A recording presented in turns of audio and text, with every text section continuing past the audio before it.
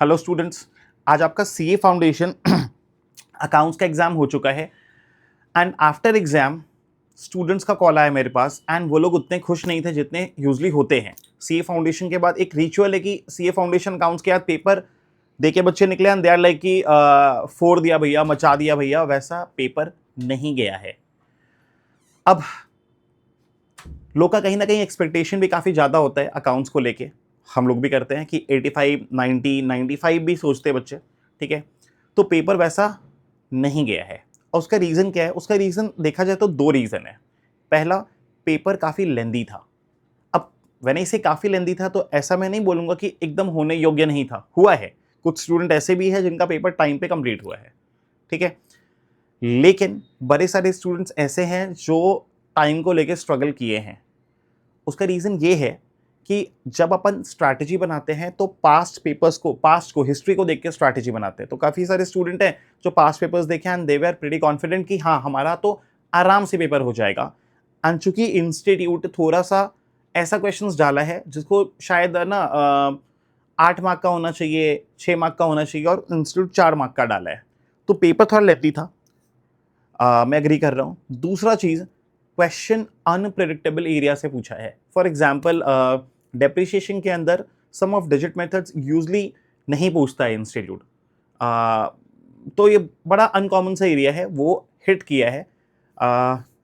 इसको लेके बड़े बच्चे हताश परेशान थे। ये नहीं कि वो क्वेश्चन बहुत डिफिकल्ट थे, अनप्रेडिक्टेबल। होता क्या ना कि स्टूडेंट एबीसी एनालिसिस करते हैं, ऑल्दो हम लोग इन चीज़ों को बहुत ज़्यादा कभी भी अप्रिशिएट नहीं करते कि आप एबीसी एनालिसिस करो। एबीसी एनालिसिस उनके लिए है जो एंड में जागे हैं, जो 5 दिन, 10 दिन, 15 दिन, 20 दिन पहले जागे हैं।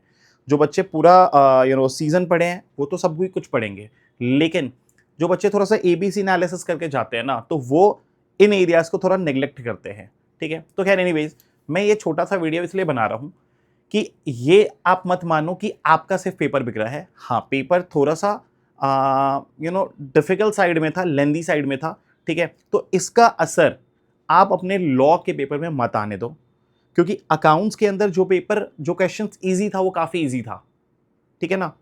तो जो आप बनाए हो वो सटीक बनाए हो।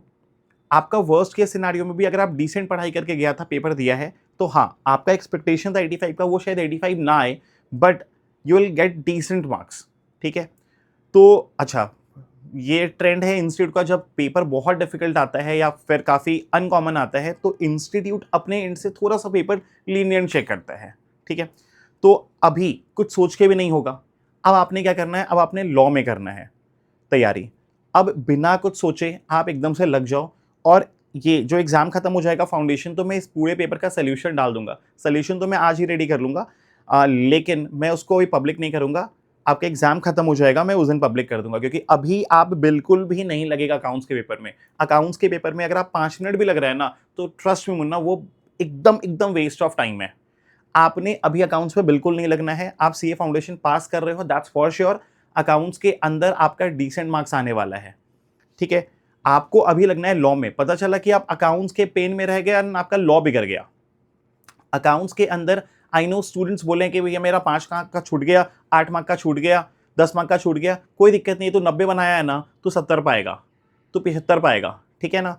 तो आपने बिल्कुल भी अभी अकाउंट्स को नहीं सोचना है। दुख है, आई नो दुख है कुछ स्टूडेंट्स का, तो दुख रखो अपने मन में। अभी लॉ पढ़ो, एक बार आपका पूरा एग्जाम हो जाए उसके बाद बना लेना। अगर मनाना का नौबत आया तो आई डोंट थिंक आएगा कुछ नौबत। अभी आपको पॉजिटिव मन से लॉ पढ़ने का है, ठीक है। ये मैं इंडिविजुअली कॉल करके नहीं बोल सकता था, बोल के मैं एक छोटा सा वीडियो बनाया हूं, ठीक है ना। Thank you so much.